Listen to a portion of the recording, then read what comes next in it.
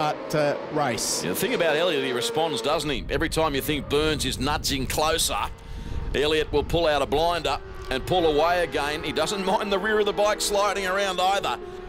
So the two up front about to exit Yamaha corner and approach the main straight at Morgan Park Raceway. And Braden Elliott will take the win in the opening Super Sport race of the weekend. Kane Burns crossing the start-finish line in second. Now, Phyllis, we ride with him to the checkered flag. In the race, the second part of the race, he finished fifth. But what we have to take into account is the combined times for both segments of that race, punctuated by the crashes. And on that basis, it's Elliott, Gunther, Burns, Coote, Limonton, Quinn. And so it rolls over.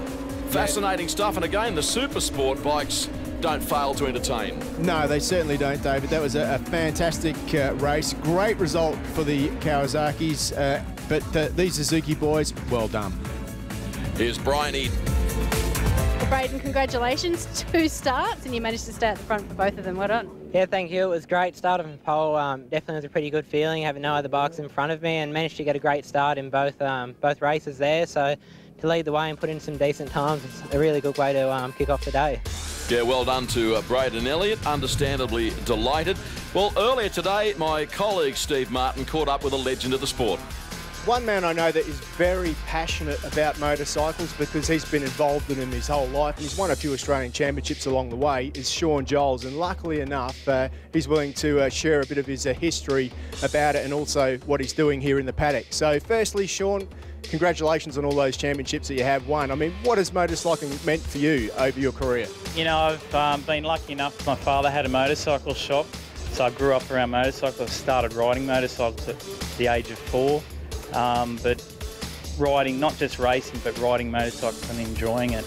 Riding, you know, road bikes on dirt roads and stuff like that, and that's what's given me the ability to ride and win championships. So, you know, for me, that's one of the things that I've really been passionate about, riding motorcycles. Things got serious maybe in the late 90s, early 2000s, I can't remember exactly, but you got the chance to go overseas. What happened there? Well, I got the chance to go overseas, and that was through Tony Hatton and Moriwaki Engineering. Went and raced in Japan at the Suzuka 8 Hour was my first major open race meeting. And then I got to know the likes of you, Steve, and we spent a lot of passionate times when you were riding for Yoshimura, and I was riding for Moriwaki, walking around saying, I want to do this and I want to do that. And I still remember like it was yesterday, walking around Suzuka Circuit, and I think it was Mick Doohan walking around in front of us, and we saying, look, there's Mick Doohan. You know, it was quite funny, and now you think, well, I know Mick fairly well to talk to when you see him and stuff like that, but we've had a lot of good racing over the years too. Well, you said you're retired, but it's 2015 and you're still here in the paddock, so what are you doing? Well, I'm actually, as I always have when I've had teammates in my racing, in my team, I've always tried to help them as much as I can. And now I'm helping a young guy, Braden Elliott. It's his second year. This is the start of his second year at road racing. And, you know, teaching him, trying to shortcut it basically so he can get to the top of his class and go on to what he wants to do, which is, you know, try and race either Moto2 or, you know, go into World Series in road racing. Time to look at the Motorcycling Australia event diary now. The Motocross Nationals on the 17th of May. The remainder you can see. No shortage of action as always. And don't forget about this event in Melbourne.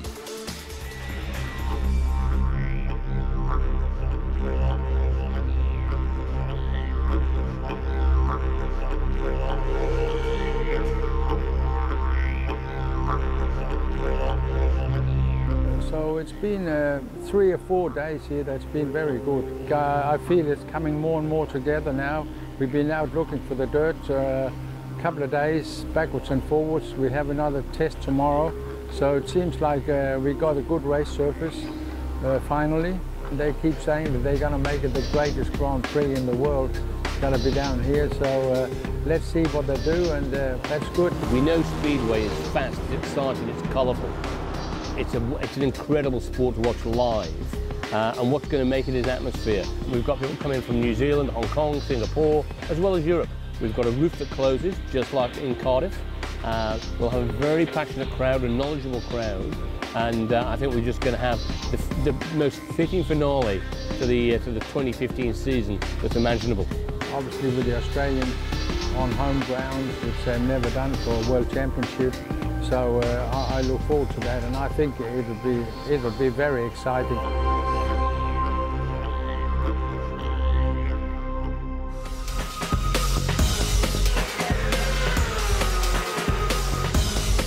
Here at Morgan Park Raceway this weekend, a full national championship round for the 300cc production motorcycle class. Unfortunately, time not allowing us to bring you comprehensive race coverage. So, Steve, we'll have a look at some highlights of the two races held on Sunday. This is the first of the two.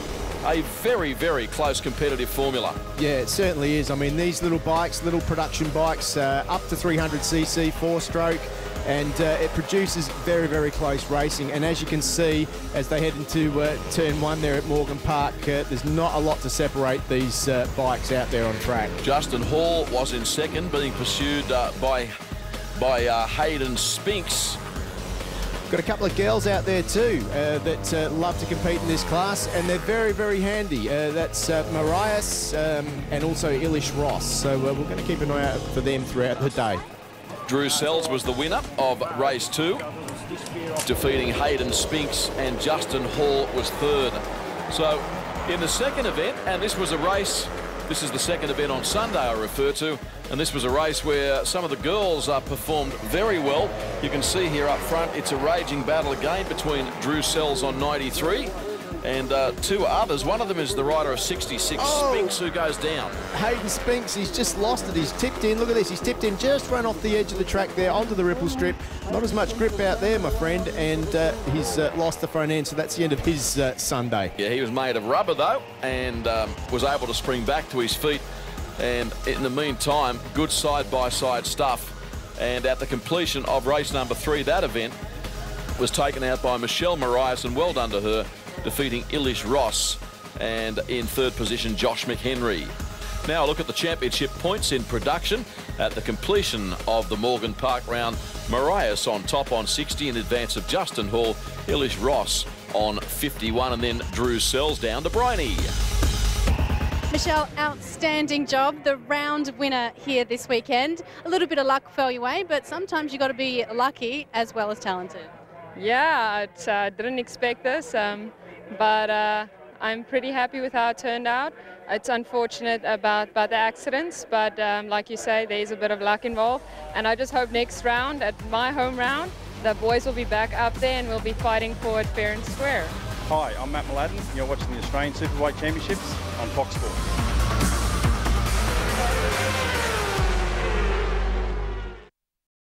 On Fox Sports, this is the Yamaha Motor Finance Australian Superbike Championship. Our coverage presented by Yamaha Motor Finance, Yamaha Motor Insurance, Motul and Pirelli.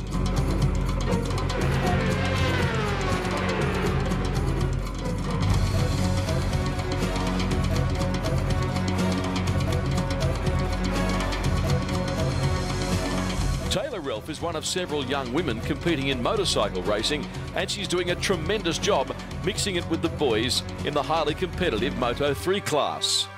The Queenslander, who rides a Honda NSF 250, started racing at just 3 years of age.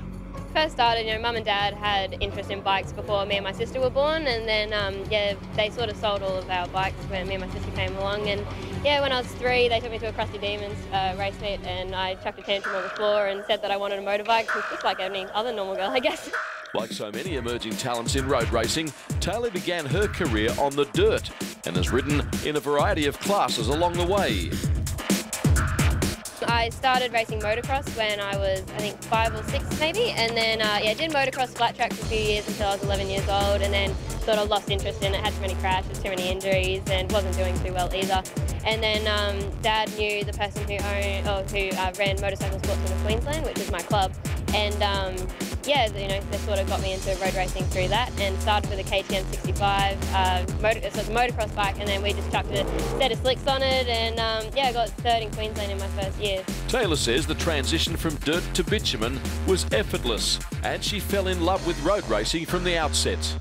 Yeah, I loved it as soon as I started road racing, but it wasn't until a few years where it all just kind of, before that I was kind of just putting around at the back, just thinking I was going fast, and then all of a sudden 1 year it just kind of clicked for me, and did really well, got some really good results, and almost got lap record at a lot of the tracks, and was battling for podium finishes, and that's when the real passion sort of started.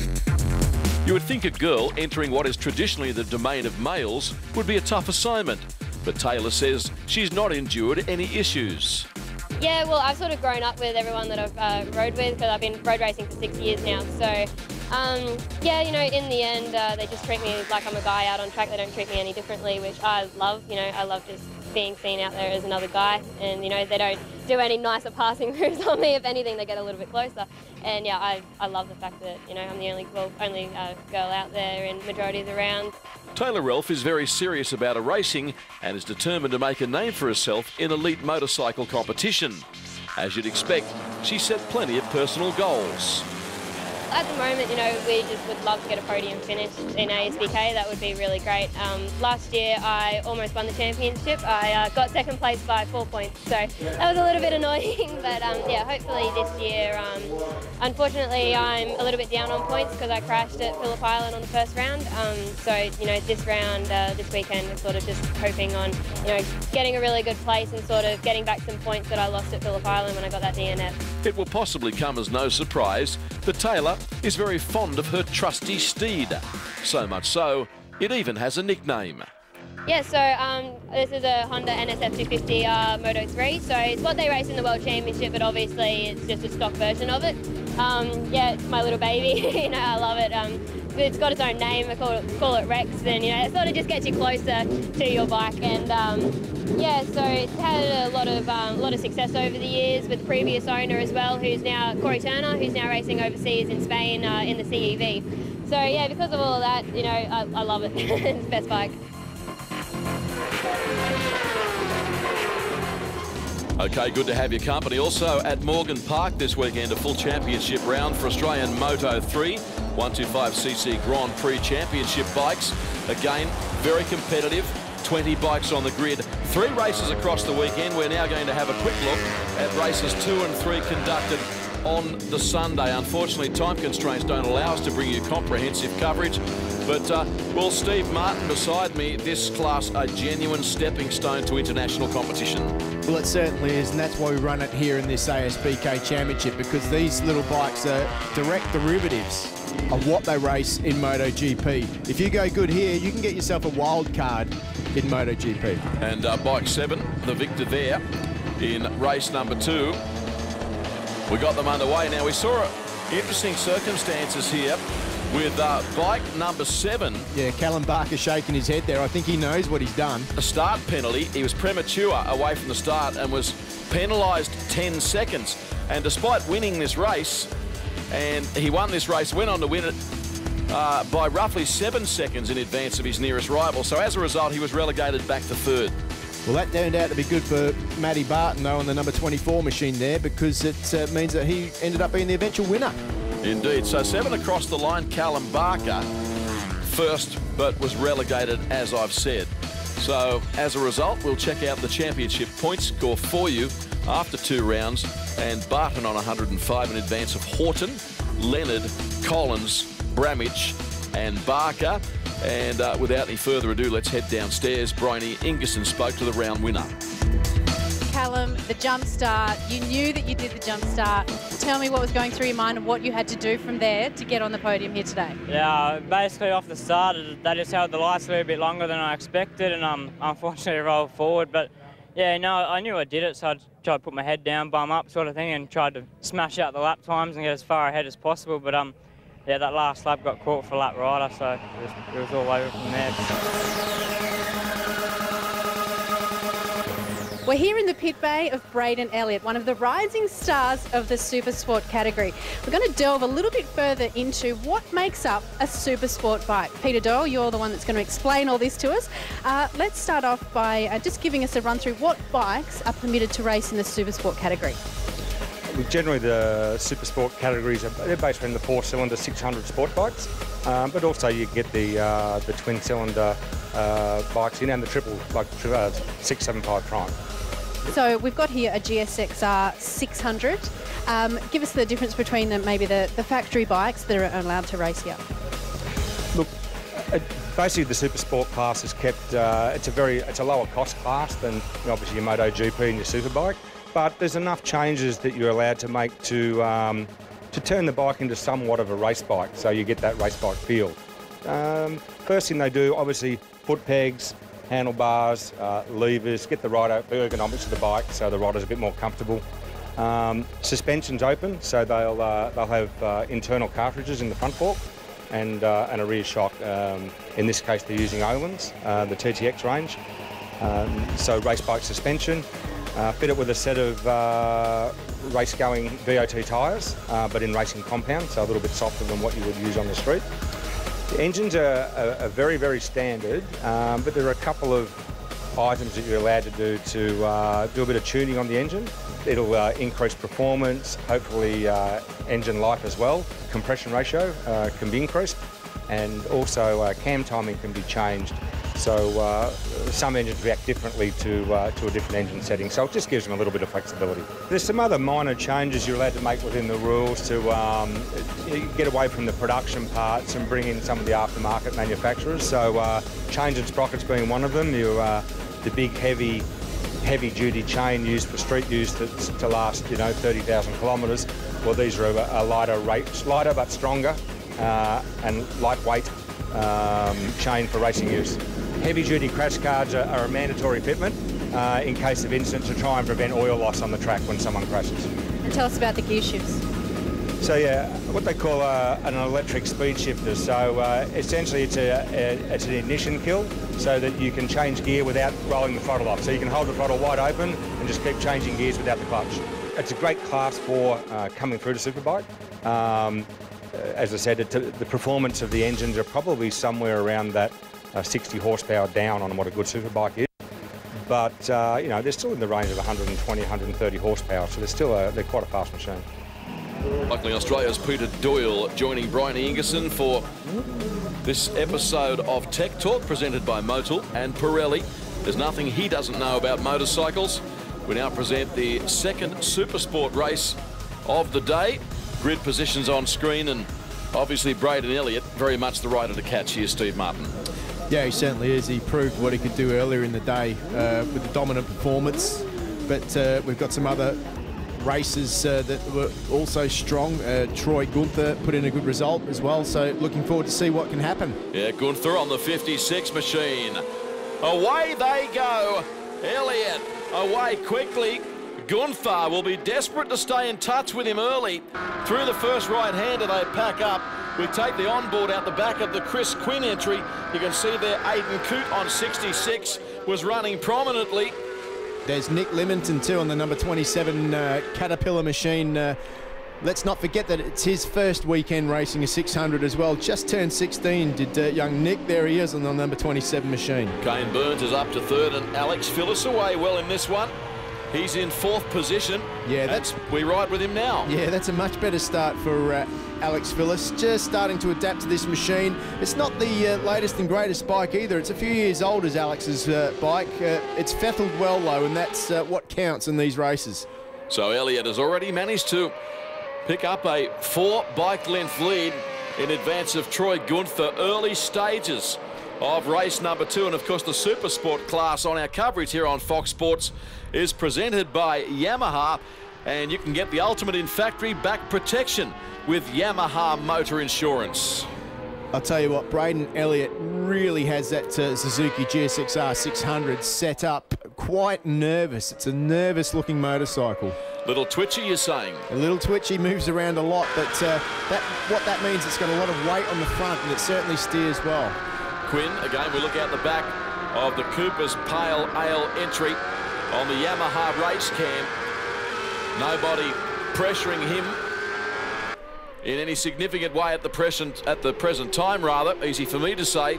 The top 4, they're fairly tightly packed during the early stages. Lap 2 of 14 in this second Supersport race. Kane Burns just in there, and just behind him is Alex Phillips. We saw the onboard from him earlier. There he is at the back of the screen. just sits in nicely there. No change in the order. Troy Gunther, youngest ever rider to win the New Zealand Superbike Championship, and I was looking online trying to track his career. It says that he was born in Auburn, California, but has lived in Queensland at Woodford since the age of 4, which is about when he started racing on a 50cc bike. Yeah, well, there's certainly a lot of picturesque landscape to ride around off-road up here, so that probably explains why he's where he is at the moment. I'll tell you what, he is still, in my mind, the smoothest looking rider out there. The Suzuki replay of the race start, it was uneventful, really. Elliott got away well. Yeah, both the Suzukis getting off the line well. Kane Burns has again got a cracker of a start from row 2, but Gunther just slotted up into second. And look at the man in second place at the moment. Still looks very smooth. Yeah, Gunther, I think, is just starting to eat into the lead, currently being enjoyed by Elliott. But we saw this in the first race. Whenever any run applied pressure to Elliott, he'd respond with a blinder of a lap. Now, Gunther's got a lot of Moto3 experience, and Moto3 bikes are bikes that you have to ride very, very smooth. Now, that could explain why he looks so smooth on the machine. These 600s, on the other hand, you can ride them smooth to a point, but to get that last half a second a lap out of them, you've got to let them shake around. And that's what I'm seeing here. The guy in front, Braden Elliott, isn't scared to get that thing out of shape, which is why when he needs to, he can just find that little bit of extra time. Yeah, comfortable with the bike sliding around. Again, we ride on board with Phyllis, who's having a decent run in this second race. Yeah, it's good to see Phyllis getting more competitive as this series progresses. He's certainly making inroads forward, and it won't be long before we see him up at the front of this class, in my mind. You've got to feel a little sorry for kids that are second-generation products of illustrious parents. In this case, obviously, his dad, Robbie, formerly known as Mr. Superbike, did just about everything he could do in this sport. And as a result, there's a degree of expectation, which is sometimes unfair. There is, but I know Robbie well, and Robbie's the type of guy that he's not pushing Alex to do this. Or, you know, most of the good dads in this sport, and let's remember, a lot of these guys out there are still kids. The good dads wait until the sons beg them, or the sons or daughters beg them to do this sport. Here's Kane Burns running through Motul corner. That's turn 4 at Morgan Park Raceway. And charging down to Pirelli corner now, Braden Elliott, and there's no doubt Gunther has caught up ever so slightly. Tell you what I've noticed at this circuit over the last couple of days, there's a few kangaroos around the place too. Yeah, there certainly is. One race earlier on in the day had to be stopped for a kangaroo. At the back of the Quinn machine again. Love that onboard shot, gives you a tremendous insight into the speed and the work the rear end of the bike is subjected to. And Quinn will be liking that look at the moment because he's pulled away from the group behind him and under no pressure from the rear, which is always good. It lets you concentrate on what is happening ahead. But he's not anywhere near where he wants to be, which is dicing with these two boys up front. Kane Burns, surprisingly, not as fast as he's been throughout the weekend. I thought he might have found a little something extra and been able to take it to Braden Elliott. But if anything, I don't know if they've made a change to that bike or not, but if anything, he seems to have lost a little bit of the form that he had in race 1. Steve Martin, expert comments, the former world endurance champion and former national superbike champion. Here's Chris Quinn on the 3 machine. We've had some breathtaking onboard shots from that bike throughout the weekend. Here's another one now. He's running really strongly top 4 in this race. Yeah, but he's not worried about what's happening behind him right now because, as you can see, he's right on the rear of Alex Phyllis. So setting himself up, trying to find a way past him, trying to find out where he's stronger than the Kawasaki man in front. That's what it's all about halfway through the race. Again there, we saw what you were talking about a couple of laps ago with our leader, Elliott, throwing caution to the wind. Great bravado, grabbing the bike by the scruff of the neck and manhandling it around this circuit with aggression, bouncing all over the place. Yeah, and I guess that could be part of the difference in the riding styles of these guys. I mean, Elliott with a dirt tracking background, if a bike's not moving around, it feels strange to him. Yeah, we'll explain.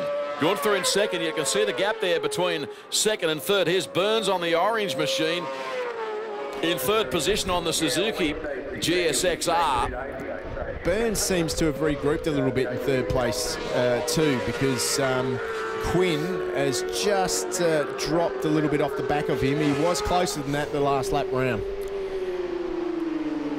Once again, the differences in the style of these two guys is amazing. I mean, Troy Gunther just looks like he's going for a Sunday ride. He really is riding very smoothly, and his bike looks very, very composed.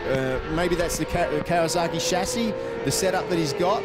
They are two different machines, of course, both 600 cc's, but apart from that, probably not one part the same. About to say, we've got a really good spread of manufacturers running top four. Couple of Suzukis, a Kawasaki, the Yamaha of Chris Quinn on bike number 3. Yeah, there's a lot of different manufacturers overall in this race. There's an MV Agusta down there too, and the 675, and there's a Triumph in there too. So a great spread, a great racing class for the manufacturers, this one. You can basically pick any manufacturer you like and go and race in this class. Yeah, the Triumph.